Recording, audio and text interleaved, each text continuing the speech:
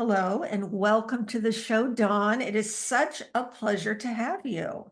Thank you so much for having me. I was really thrilled when you contacted me and reached out. I was so happy to be able to connect with you.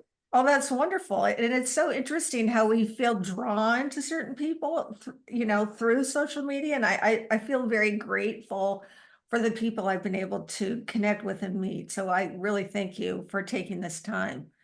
Is there anything you want the listeners to know about you before we officially get started here? I was thinking about, I was really drawn to your passion and your sense of humor. You seem to have a zeal for life. And sometimes I tend to take life a little too seriously, but I do love humor.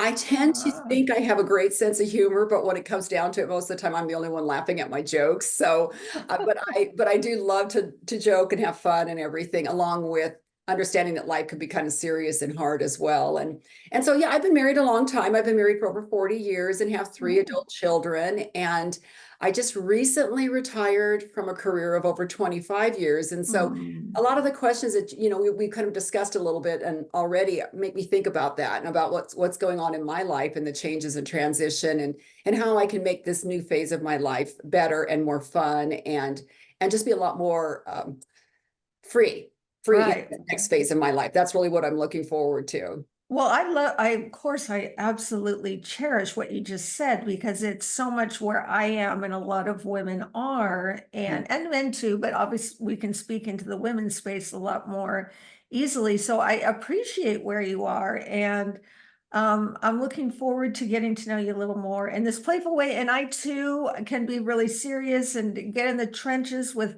pondering and philosophy and faith and all the things. And then I can just crack up over, you know, a sound or Right. whatever I happen to find amusing. So I Great. think I'm right there with you. All Great. right. What three words would you use to describe yourself? Okay, well, I asked my husband this question because it always helps to ask someone else. And I put down two that we both agreed on. Now, he, of course, being a smart man, gave me three positives, but I felt like I needed to add a negative in there because I Oh, think we have a interesting. little bit of a side to us that, if we could change a little bit and that we know God's working on us and refining us, that would be my area. So, determined, resilient, and I tend to be an overthinker and a little bit of a Okay. worrier. And so the reason I put that is because that's really something God is working on me in my life right now. Right. I don't give up. I'm determined when I want something, when I see something and I believe I'm supposed to step into that, I will work really Mm-hmm. hard for it. I'm Mm-hmm. resilient. I tend to take a lot of blows and a lot of hits and get back up again and just see the finish line is always in sight. I don't feel like I lose sight of that finish line. So sometimes that's easy to do when we start to give up, right? Because we feel like I just am not, I don't even know what I'm going for, but I feel like God has given me that. But I tend to overthink a little bit and question Right. out myself. And that's Right. where I would like to work. I'm trying to work a little bit more on just stepping out and stepping out in faith and just doing those things, doing that next step, as opposed to thinking too much about it before I take it. And I'm not saying that's all Right. areas of life. Like I'm not going to just jump out in front of a bus or anything, Right. but Right. some areas where the only way you're going to know is if you try. Or if you just Exactly. go around that mountain 360 different times hoping to get a different perspective, you're not going to get it until you just step away and go a different direction. So Right. those are the areas I'm working on right now. But those would be the three things I'd say about myself. Well, I really like these words because they're very descriptive and they start to paint the picture of who you are and how you see yourself, how your husband sees you. And I like to, and I personally wouldn't have thought of overthinker. Well, I was going to say I don't think it's negative. I think I think when you go worrier, then we're Right. kind of dropping a little farther down into the pit. Yes. And I really can relate to what you're saying about overthinking and trying not to head into the worry zone because I feel like Right. when we're worrying, then we're not really trusting what God is doing. And Exactly. yes, and that Yes. it's a really a lifelong process to get Yes. to and then you do pretty well and then you don't, and then you do and then you Yes. don't. And hopefully your trajectory, Is although moving. very bumpy, is heading upwards. So And I think uh, it is. And I think mine kind of came from growing up in a home with alcoholism, my father being being an adult child of an alcoholic, there's a lot of things that God has set me free from. But when something that your readers don't know about me, but a little bit more, is that as we talk more about this, is that my ministry and work is around addiction. And so my children have struggled with addiction. And as a result of that, I found myself always kind of over processing, overthinking, trying to, worst case scenario, what can I do to prevent this? What can I do to save them? How can, and all these things have been what we've gone through the last 20 years. So I am getting better. It's been a process, but it has been Oh, a very long and slow process. One right, that I would like to say that I have totally figured it out. But I do know the last few days, I've really felt myself saying to the Lord, I just surrender this. I have no control over it anyway. It's totally up to you. It wasn't even anything related to what I just talked with you about, but just life in general. And right. that just come up that we try to fix all the time, and we end up obsessing over them. And so that's something I'm Right. really working on this last part of my life here. I say last part of my life, because I don't know Yeah. what the last part of your life is. Some people are living to be Yeah. way over 100 now. Yes. My dad's mother-in-law is 103. So, Oh and my she's healthy gosh. 103. So yeah, I think nowadays we live very long lives for the most part if we take care of ourselves and all of that. So I have a prospect of many years ahead. Goodness, that 103. That No, is, isn't that incredible? oh wow, that is really incredible. Well, a couple things. One, we've kind of been back and forth between a series on surrender and a Mhm. series on passion and purpose. So I love that you've touched on both. You've actually touched on both, and we're going to take a deep dive, and we probably likely will get into both as well. Great. I I feel a sense of compassion toward you right now in telling just the beginning parts of your story, and I'm looking forward to coming back around and getting more into that. Thank you. Okay, let's play two truths and a lie. Do you know how this Okay. works? You say three things, you don't tell me which one's not true, and I see if I can figure it out. This is kind of fun. I know, and I thought, gosh, I've led kind of a boring life. I wanted to come up with something really, really amazing. But okay, I was married young. I was married at the age of 19. I used to Mhm. be an electrical drafter or draftsman, and I come from a town of less than 1,000 people. Ooh.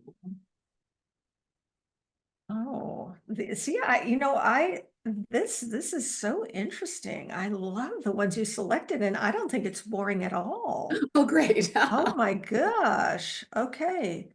See, this is so interesting. Okay, married at 19. I'm going to set that one aside because yeah, you could have been 18, you could have been 20. I mean, whenever we use numbers, that's like, oh gosh, I don't know.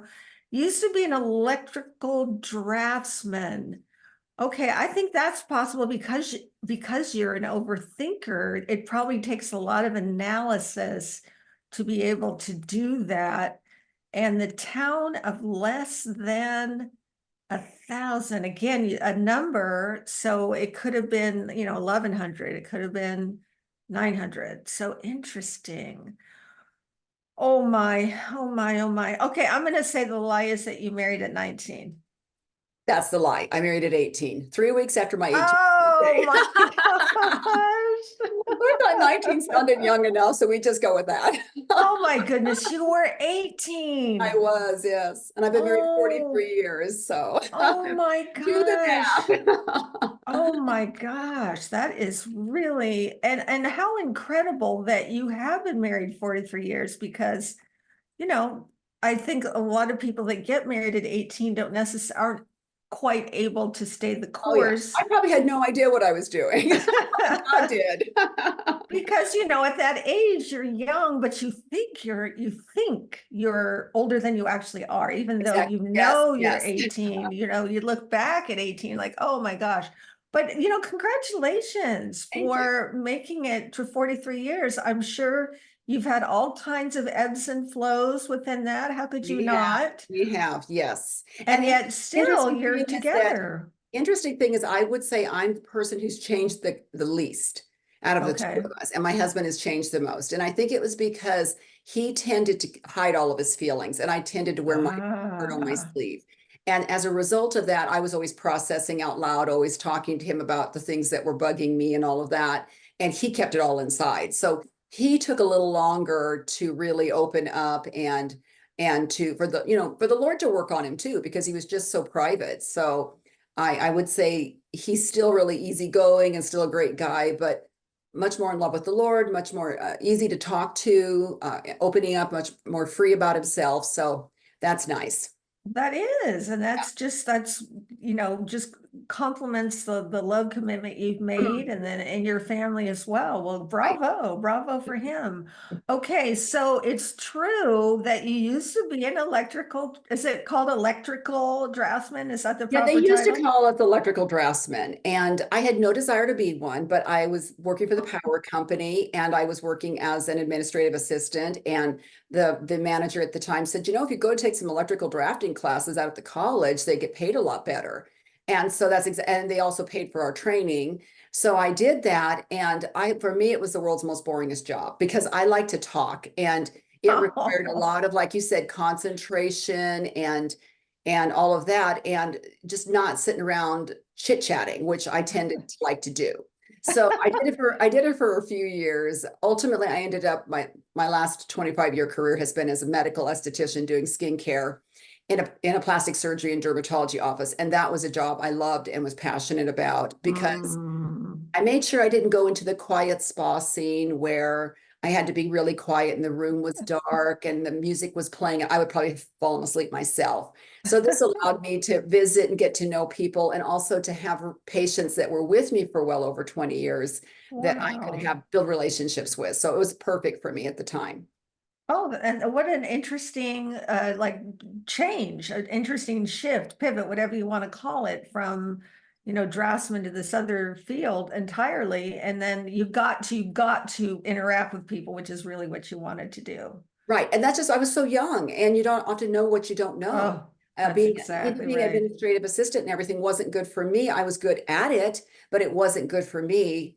And because I found it to be boring, and I was just kind of in my own little cubby having to work and everything. And I just really figured out over time that anything that I did was going to require that I be able to interact with people and get to know them and all of that. That was just going to be whatever it was, that was going to be like the number one for me. Right. Oh, I love that. I so love that because you knew that about yourself. And the 20s is a good kind of place to sort of try out a few different things and Right. sort of see where you're led and what lights you up. Yeah, that's very And good. I actually became I probably went back to school to be an esthetician when I was about 35. There was some years off in there where I was raising my kids. And so there was probably 7 years in there that I didn't work. And then when I decided I was going to go back, I wanted to make sure it was going to be something I would enjoy. Oh, gosh. And so intentional by that point. I knew what I Gosh. didn't like. I knew what I didn't like. And I just thought I can't sit there and watch the clock tick all, throughout the Oh, day, just waiting for that 5 o'clock hour. And I'm grateful because that my last career doing this, the day just flew by for me. oh, see, that's the And best. that mattered for me. And that's really what a high criteria as we go on and start talking about our purpose and calling and passion and all of that is those type of things. And sometimes, with your job, you just can't, it's a job, you need it right now. And sometimes you have to put up with certain Yes. things as you're Yes. working on the side for whatever other thing that you feel like you're being called to do. But Right. it's just, we've all had those grind jobs that have been challenging to get through, but we're grateful for them because they pay the bills too. Right, and that's such a good point. A Right. really good point, a really good distinction. Sometimes you just have to do it because you've got to earn the money, and then Yeah. meanwhile you're working over here trying to get to something that you like Yes. better. That's Yes. really good advice. Okay, tell me one of your favorite movies of all time, and I say one, you can name two, but Yeah. in other words, we all have lots of favorites we like. Movies are interesting. I'm not a huge movie buff, and there's certain movies I know I don't like. I don't like anything alien related. I don't like anything crime or criminal or anything like that.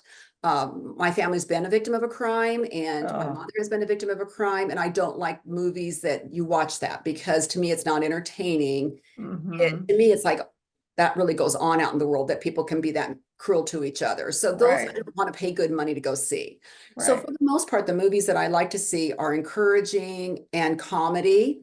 And so when I was thinking about this question, I came up with two. I came up with a faith-based one called The War Room.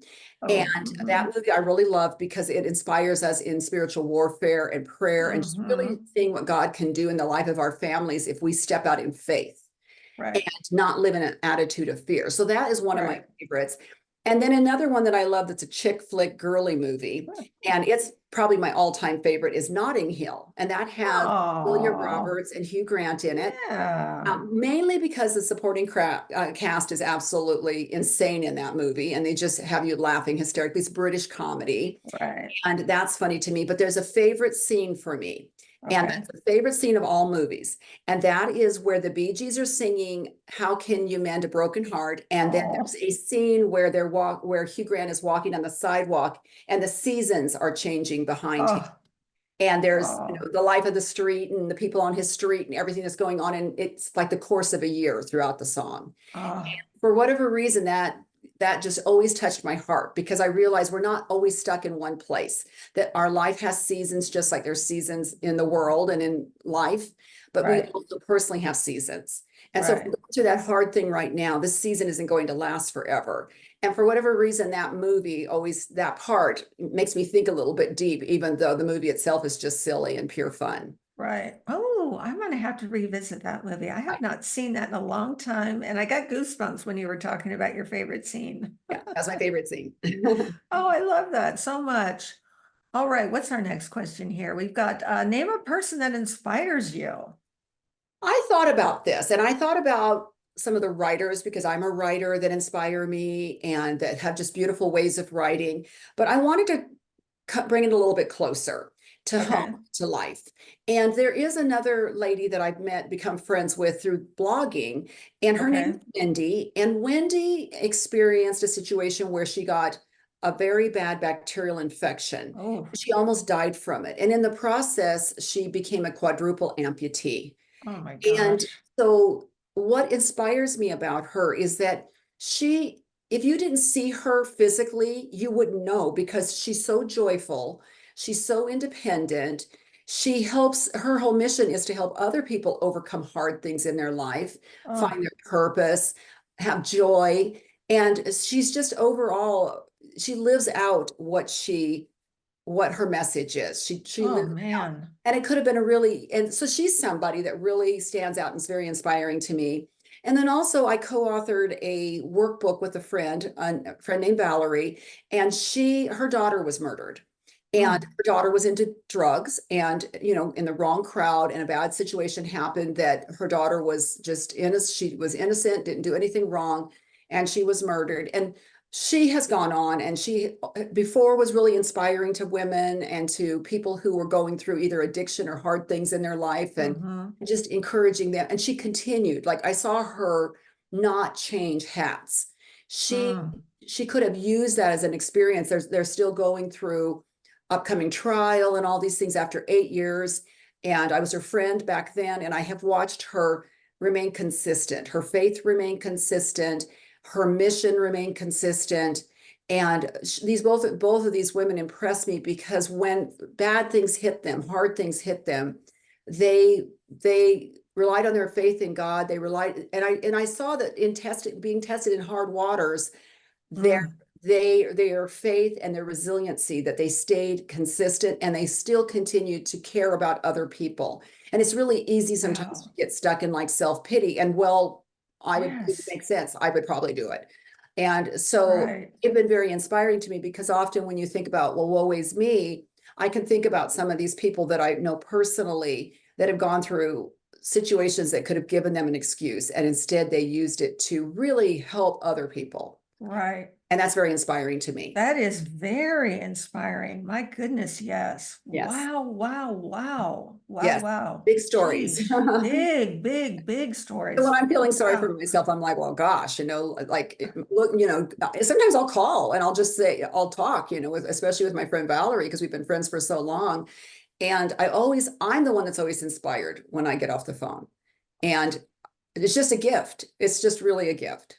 Yes, and thank you for sharing both of their stories, Yes. obviously not in depth, but yes, thank you. We Welcome. we can be inspired and we need to be in a space of gratitude Yes, when we they hear both stories are. like that. Mhm. Yes, Yeah, they're both very fabulous. grateful ladies. Wow. All right. Any what's a piece of wisdom you keep handy? Okay, this was one that I think goes hand in hand with overthinking and worrying. And so it's choosing your battles wisely and choose Ah, your battles wisely. I used to feel, especially growing up in a family where there weren't a lot of mm, boundaries or anything, I felt like if somebody wanted to pick a fight or whatever it was, I had to go. I had to get into it. Like I couldn't walk mm-hmm, away. I didn't understand that. There are boundaries and we can be a private person, but maybe not be a secretive person. And so right. things where sometimes you don't have to tell all, you don't have to share Yes. everything. If it's, it's not lying to somebody, it's just using discretion and being Mm-hmm. wise about the discussions you get into. And there is a scripture, Romans 12:18, that goes along with this called, if possible, so far as it depends on you, live peaceably with all. And I used to be much more so than I am now, a fixer. I Ah, think because of my role in the family, the firstborn, being the peacemaker and all of that, I was always expected to try to fix things. And then maybe I right, did that to myself, but it was the family dynamic.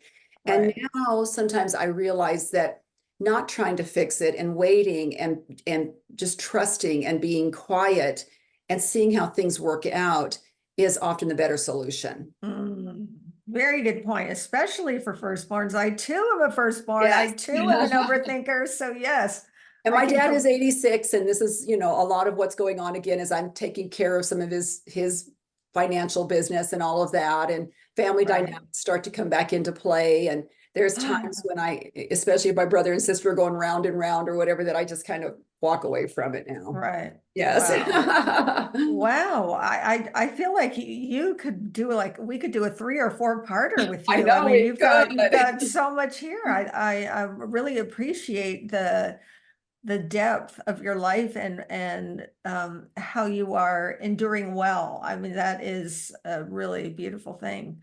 Oh, I know that we talked about doing passion and purpose. So whichever direction you want to go, I want to hear about your story. I mean, I think your passion, I'm guessing just based on what you've told me, that some of it actually comes out of your surrender. Same with your purpose. Yes. So tell me. Okay, well, we'll go a little bit off the questions then, and you can always bring us That's back around if fine. you want to.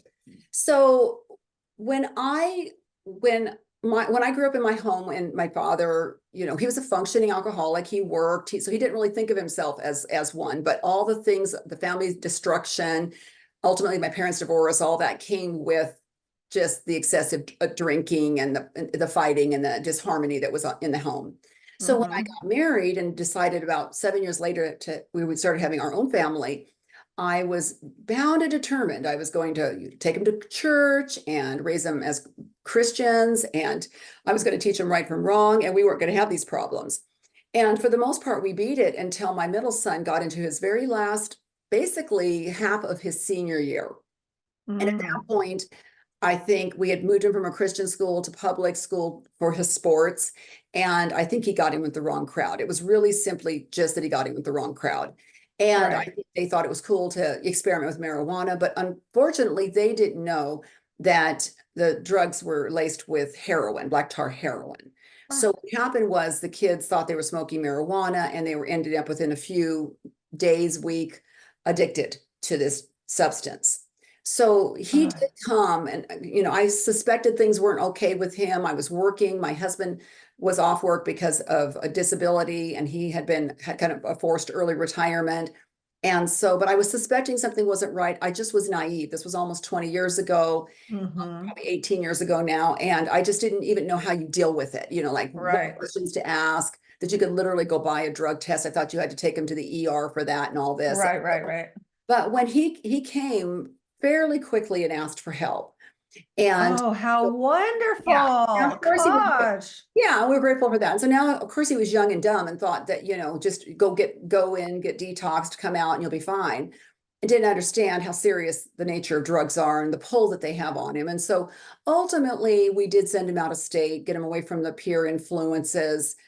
He went into a faith-based program, and the Lord just really ministered to his heart. And he's been doing great. He's married now for 10 years. He was accepted in medical school. He opted to go into PA school instead. So he's a physician's assistant working in a neurosurgeon's office. He does surgeries with the doctor, and he's doing very well, and he's doing great.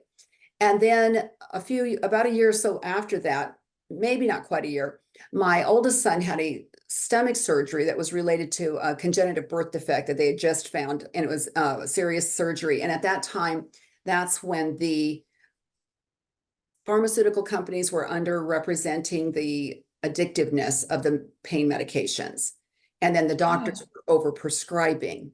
And because it was a surgery where he was liquid diet for over a month and then just little tiny, baby food kind of a progression, he ended up being on that medication way too long, and he got addicted to it. And I think because of having a chronic pain problem from the time he was a baby that they didn't figure out, I think a lot of anxiety, depression, and things, this just really became a drug that he liked. And of course, one thing leads to another. When they take you off the pain meds, you tend to go to the street drugs. And so he ended up having a much bigger struggle because he was already graduated from college. He was living on his own. He was really denying his problem until such time as it came to the point where we all had to figure out what was going on and get involved. So his problem has definitely taken him a lot lower. I mean, it's easy to talk about it, but we talk about multiple car accidents that he shouldn't have walked away from, jail, psych wards, suicide attempts. We deal with things that have been very, very progressively harder. But the Lord obviously has a plan for him, because he's here today and he's doing much better. He's still struggling with just life and getting on his feet and all of that goes with it. And that's part of my struggle as a mom, in overthinking and in worrying and, trying to figure out what boundaries do you use when your child isn't using drugs anymore, but they've got consequences to behaviors and all of that. And, realizing that without any help at all, life's not giving them a lot of breaks. And so, especially with legal problems in the past and all that too. So those are just kind of some of the things that I had to go through. And as a result, what happened was the Lord started I told you I wrote the book with my friend Valerie, and it wasn't really a faith-based book. My part of it was, and because she had already written one, and then we went through and did a workbook that was for faith-based and believers. And so what ended up happening was we had an online group on Facebook, and God just spoke to my heart and said, I want you to start one for moms, Christian moms of addicted children. And so what had happened was a few years prior to that, I felt compelled that he was leading me to start a ministry. And he gave me like a vision of water and pasture and sheep and everybody's happy and all this. And he said, I'm going to have you start a ministry. And I remember saying to him and folding my arms and just saying, anything, I'm all in God, but anything but addiction. And I have done addiction ministry, knowing it was a purpose, but drug my feet a lot with it. And the reason is not because I love the people that I've met and I love what God has done, through them and then allowing me to minister to them and everything, but it is difficult to live 24/7.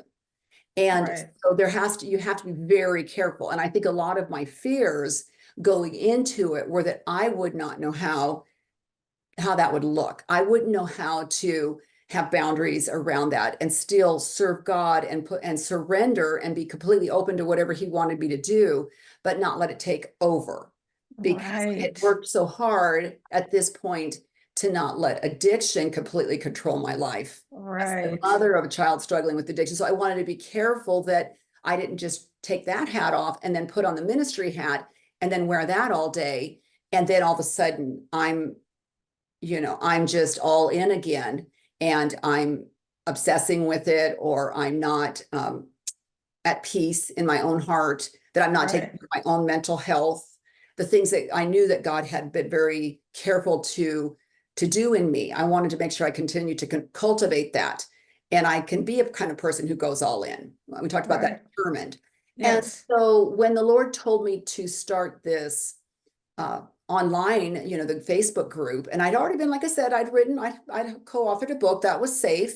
I got that was one and done. And then we had a little group and she was going to close her group up. But now he was asking me to step out and do it myself and put it on me. And that was going to mean I was going to have to like go in, right? Right. And so I was like, oh, come on. There's so many of them on Facebook already. It's all about community. They certainly don't need one more.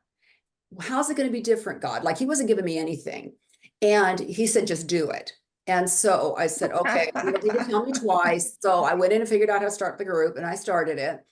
And then he said, the purpose of your group is to encourage moms, pray for their children, and glorify me. Mm, And so it doesn't look like the other addiction support groups if you were to walk into our group. It mhm. it isn't one where you're going to see pictures plastered of children under the influence, Ah, and you're not going to see mug shots and not to say the mothers don't sometimes try to post those, but we do have a rule against that. And it's because, first of all, that picture is really, to me, that's a sacred situation. And that's something that their child should want to post. And it's not yes. something that we as mothers should post without their permission.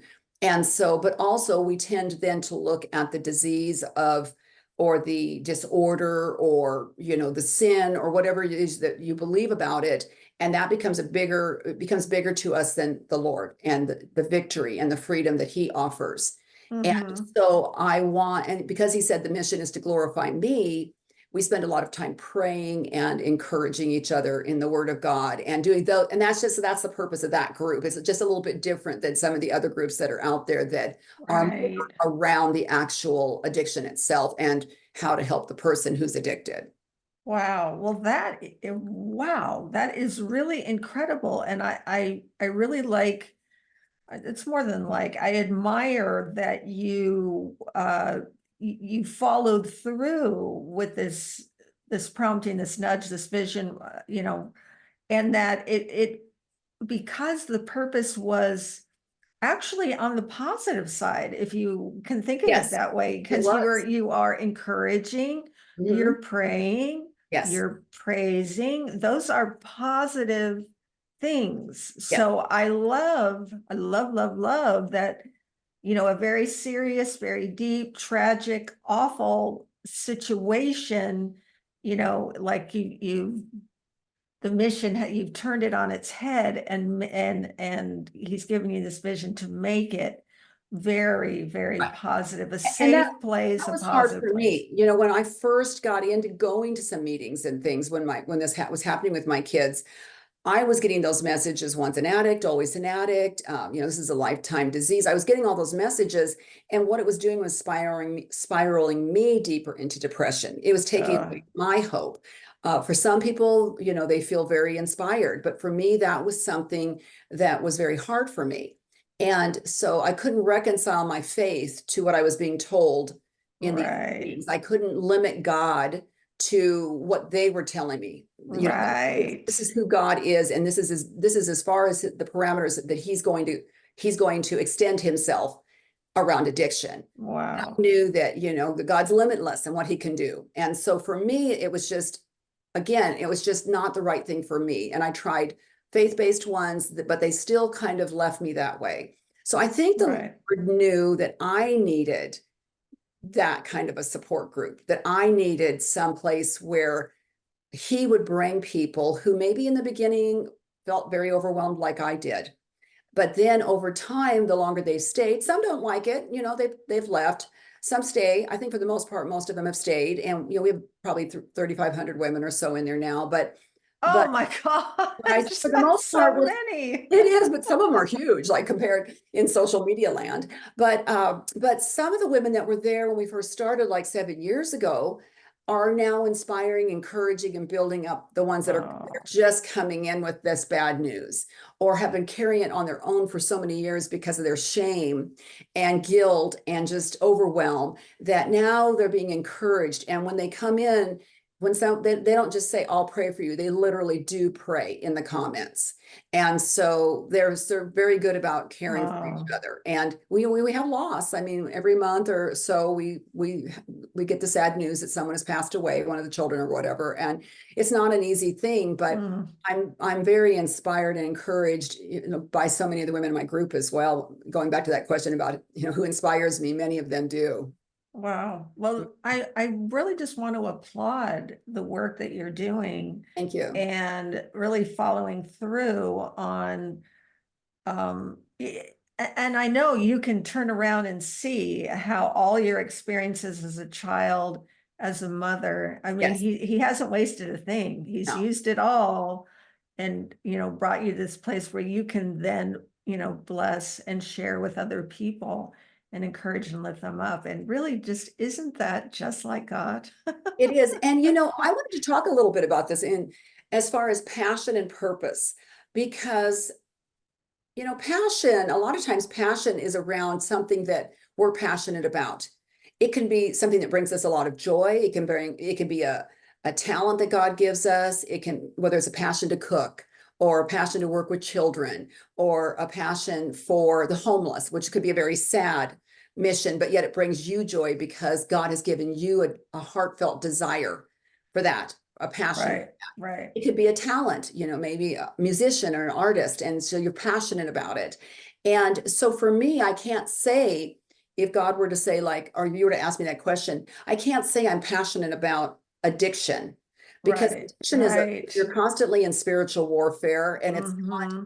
always fun, and you don't know what you're going to be greeted with when you go into the groups each day and all of this. But my passion is that people will know God's love and that they will see his love for them in whatever they're going through, whatever that hard place is that they're going through.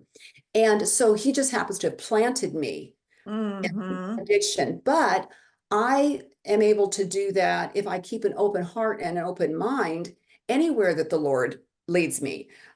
Recently, he's been really showing me that he wanted me involved more boots on the ground again in our local church. I had been doing so much online, but he's like, it's time for you to be more involved Oh, in the local, community and church, especially because he's allowed me more time since I'm no longer working. And right, so no sooner did I put my foot in the door, this person knows this person who knows my history with teaching the Bible and the Word of God, and the next thing I knew, I was invited to teach, and I'm very passionate about teaching the Word of God. So it wasn't something around anything that I was expecting or looking for, mm, but it was something that the Lord knows how much I love it and how much it blesses me. He's given me ah, that gift, he's given me that talent. And he gives us all different gifts and talents. And when we're doing what God's calling us to do or what he's created us to do, that is a passion. And it's something that you find a right, lot of joy and ultimately you can find purpose in it. It doesn't mean, so when I think of purpose and passion, our purpose is to be doing really what God wants us to be doing. And sometimes that does shift a little bit in that it might look different. It might look like this is one career now, and maybe you're doing something different, but your purpose is still the same, right? The purpose that right, God has put into you is to love people, to serve him, to right, live your life to the fullest with whatever gifts and talents he's given you, and not to hide your light under a bushel, because right. somebody else is better or at it than you Yes, are, or the time isn't right or whatever, but just to look for the opportunity. right. Dawn, you are just, I'm so very, I'm inspired by you. Oh, thank you. Yes, all the things that you've been able to do for the love of God and the love of others Yeah. is, I mean, you're making him beautiful. And that's Oh, really thank one you. of the best things I can say about anybody. Okay, so tell us the Facebook group in case someone is listening that would like to check it out. The Facebook group, I want the name of the workbook, Yes. please, because Yes. these are important things to share because we just never know who needs to hear it. Yes. So the Facebook group is called Christian Moms of Addicted Children. Well, that's pretty straightforward. It is. And the ministry itself, my ministry that, the Lord gave me, is called the Faith to Flourish. So it's the faith to flourish, FLOURISH. And so they can find me at either place. And then I'm on Instagram and you'll find me flitting around. And so if you Google any of that stuff, I'll show up. And then the book that I wrote with my friend is called Still Standing After the Tears Workbook. It's a mouthful. And it's called the subtitle's The Faith in the Battle Edition. And it's her name is Valerie Silvera, and of course Dawn Ward. Okay, the faith in the, what was it? The faith in the Battle Edition. battle. Yes. Battle. Okay, that's the workbook, the faith That's in the the workbook. battle. Uh-huh. Okay. Yeah. Well, what a It's called Still Standing After Still Standing After All the Tears, because that's what all her books are. And then the workbook underneath is The Faith in the Battle. got it. Okay. Wow. Yeah. And so other than that, I'm currently writing a book, and that should be published this summer. And that one is called From Guilt to Grace, and it's freedom and healing for Christian moms of addicted children. And so we're in the editing part of it now, and then we'll be going into formatting and proofreading and doing all the rest of that. And it'll just be a matter of when they get it done and we get it out. But I'm thinking probably later in the summer. Right. Yeah. Well, I'm just so tickled and moved and delighted that you're doing all the things and you're doing it in a way now that you're retired, because you've got a little more time to be able to, do these things, that you're doing them. And that goes back to your words. You're determined, you're resilient, and okay, a little overthinking here and there. That's okay. Gotta sprinkle that. You gotta sprinkle that in. I definitely am passionate, so that word's good. And that was my encouragement. Just as we wrap this up, you were saying, questioning how to find your passion and how to find your purpose. And I really think what's important, because I'm working through life transition too. I had an unexpected earlier retirement than I expected because of a hand injury and surgery from that career. Yes, I was doing the ministry on the side, and I was really moving forward in that, and coaching and counseling some women and things that were going through that. But really, I ended up putting on the brakes with a lot of things and just saying, Lord, what do you want me to do next? I presumed a lot on you. And so now I'm at the same place that many are that are going through transition and trying to figure out what their next steps are. And so I thought about, what brings me joy and what gets me up in the morning, kind of asking those type of questions. What inspires me, or who inspires me, which was a question you asked. What are some of my God-given gifts and talents? But then on the other side of it is what breaks my heart. And for me, what broke my heart was seeing mothers, women, daughters of God, who couldn't be happy unless their children were happy, healthy, and whole. And I said, the Lord has so much more for us. We can't put that burden on the backs of our children that they need, for our spouses, or, my husband's had his struggles. We can't put that burden on another person to make our lives happy and fulfilled. And so as I saw that consistent struggle, especially among moms, that was a prayer of mine, is, Lord, how can they give themselves permission? Because I know you're not wanting them to be held back from what you're calling them to do, but how can they give themselves permission to move forward? And so when we get stuck in a place of being stuck and not knowing how to transition, that battle has been very real for me as well. And so looking at those kind of questions and just saying, I'm not quite sure what I'm supposed to do next, but I'm going to take a step. And that step might be taking a class. It might be shadowing somebody who's in that field already and spending some time with them, just assisting them, interning with them, whatever it is, but getting around it to see if you really have what you think it takes to do it. You might get into it and find out you really don't like it.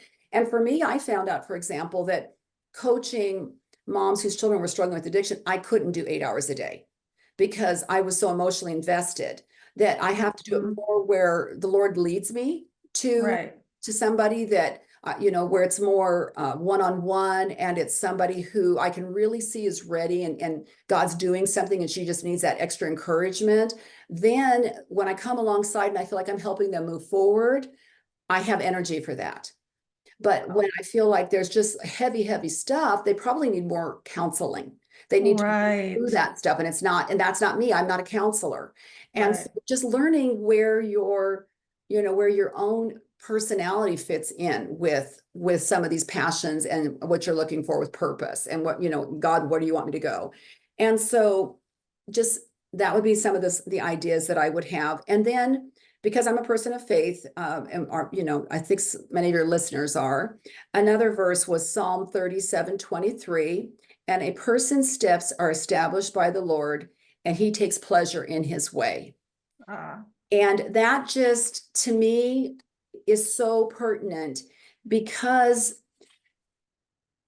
the Lord is, if we just open our heart and we just take that step, there's not going to be any education or experience that's going to be wasted. I can look back on the last couple of years, the direction I thought I was going to go. And if I looked at only the financial investment, I would say I wasted a lot of money.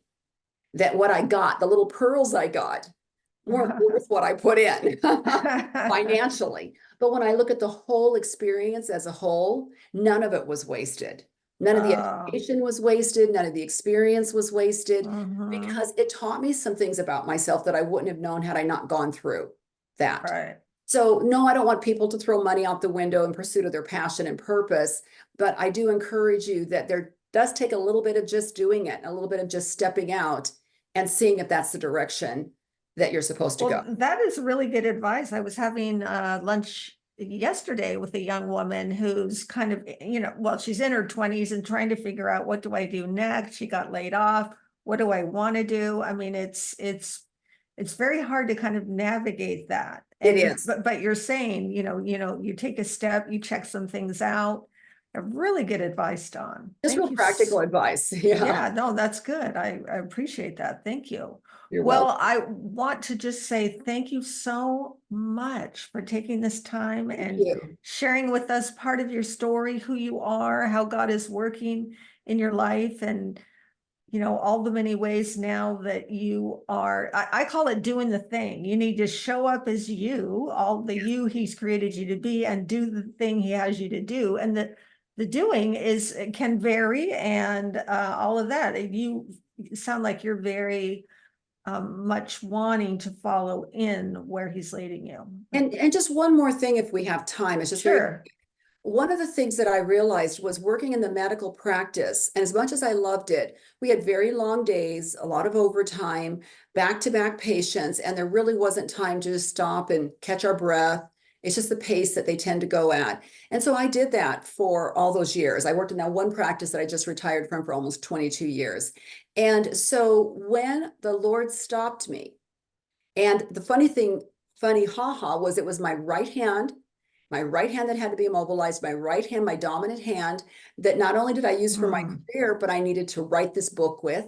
I needed to do so many things with, and this right hand was immobilized. It had a pin in it at times. At times I was in braces and casts, and just, it's been quite, and it's still not right. But I can't, that's part of the reason I couldn't go back to the career, because the thumb just never, and the wrists were never quite right. But what happened was the first 3 months, I was running on pure adrenaline. Everything that I thought, all the training I'd had the last year or so, everything that I thought God was going to be doing with me, all of that, I was running so fast. And so the first few months, I couldn't slow down. I was on pure adrenaline. And then I got sick and I hit a wall. I think just some really nasty virus or whatever, but it just laid me out. And it happened a couple of times. And then on top of the surgery, but what started to happen in the process was I found this peace. I found this calm that started to come over me. This cortisol levels were starting to lower, and I was starting to take time, like sleeping in, I went on very little sleep before, and now I was getting, like, I was bragging about 7 hours, but I felt so rested. And now I get close to 8 hours and I feel really rested. And so what I found in the process was that the Lord spoke to my heart and he said, remember what you felt like. And he says, I don't want you to go back to that. Right. That's not good for you. It was one thing when you're a lot younger and you've got a lot more stamina and stuff like this, but we tend to still live in a society that's very demanding on us, emotionally, physically, and all of that. And we do often have to work one job and then be doing something else because we're developing this thing that we believe God has called us to do. But in the process, listen to your body and listen to your mind. If you're overtired, if you're not resting, then the other things in life are going to seem so much bigger. You're going to have a hard time making a decision. And so Right. with this gal who just, recently lost her job and she's trying to figure out what to do next, that's a hard space in there because there's so much emotion around what she's going through right now. And it's Right. hard to make that decision. So now's that time, if she's not in crisis to get another job, but if she can actually ask the same questions I did when I went from being an electrical draftsman to being a beautician. I Yes. had a little bit of Yeah. time in there to be able to take a breath and say what would bring me joy that I could do eight, Yes. 10 hours a day and be happy doing it. So Right. that's just my encouragement is, we all need to stop and listen to some of those things that are going on inside of us because we can be Right.